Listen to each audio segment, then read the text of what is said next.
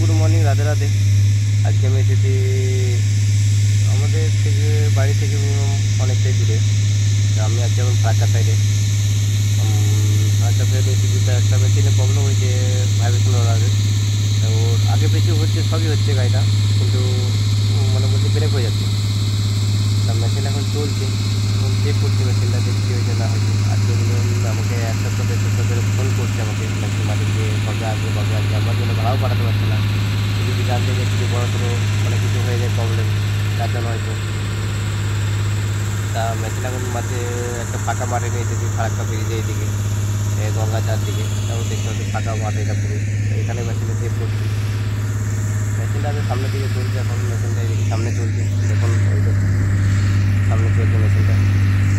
এখন আপাতত আমি চেক করছি, দেখি হয়ে গেল প্রায় 1.5 ঘন্টা মেশিন চালানো হয়ে গেল। এখন আপাতত সেরকম প্রবলেমটা বুঝতে পারিনি। ওইদিকে দাদা চেপে আছে মেশিনে করে প্রেশার গেট নিয়ে চেক করছে, আমি প্রেশার কতটা কি দিচ্ছি না দিচ্ছি।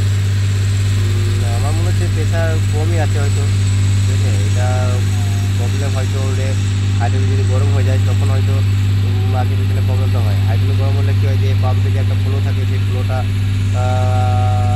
কমে যায়, মানে যে ওর যে প্রেশারটা থাকে, প্রেশারটা তখন কেটে বাইপাস হয়ে যায় হাইড্রোলিক প্রেশারটা। তার জন্য হয়তো প্রবলেম হতে পারে। তা দেখি মেশিনে চেক করছে এখন কী প্রবলেম পাওয়া যায়।